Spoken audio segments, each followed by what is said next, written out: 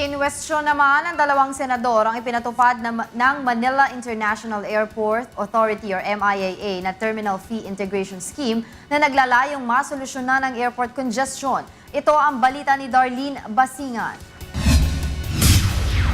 Muling kwenestyon sa Senado ang pagpapatupad ng Manila International Airport Authority o MIAA ng Terminal Fee Integration Scheme upang masolusyonan ang airport congestion. Sa ilalim ng International Passenger Service Charge o IPSC, isasama na sa airline tickets ang terminal fee na 550 pesos, kabilang na ang mga exempted dito tulad ng OFWs at mga manlalaro o atleta na kumakatawan sa bansa sa mga international competition. Samantalang maaari namang i-refund ng mga exempted ang binayarang terminal fee sa mga refund centers sa airports. Tumanggi dito ang mga OFW at maging mga mambabatas dahil hindi umano ito umaalinsunod sa batas.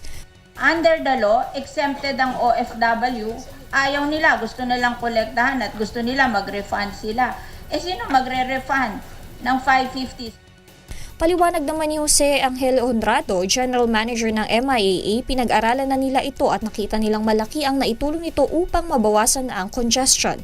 Ang mga pipila lamang para sa refund ay ang mga OFW na online o sa abroad bumili ng ticket. Pagdala mo po yung exemption mo na binigay ng OEC ng POEA, binigay ng MIA, pagpunta po sa airline, bibili ka ng ticket, automatic na po yung exemption. Pagdating po sa airport, hindi na po kayo pipila. Dire-diretso na kayo sa immigration. Yung pong pipila lang dito for refund, yung pong bumili online saka bumili abroad. Dagdag pa ni Honrado sa 98,000 na OFW na umalis sa bansa, 12,000 dito ang nakapag-refund habang ang iba ay otomatiko nang nakakuha ng exemption. Kinontra naman ito ni Senador Coco Pimentel.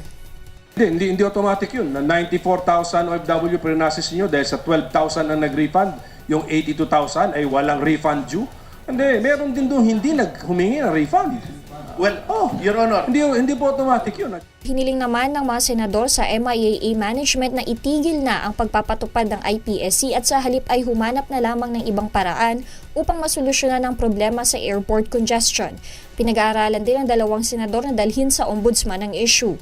Sa susunod na hearing, didinggin kung saan napupunta ang karagdagang kita na nakukuha ng MIAA sa mga OFW na hindi nagre-refund ng terminal fee. Darlene Basingan, UNTV News Worldwide.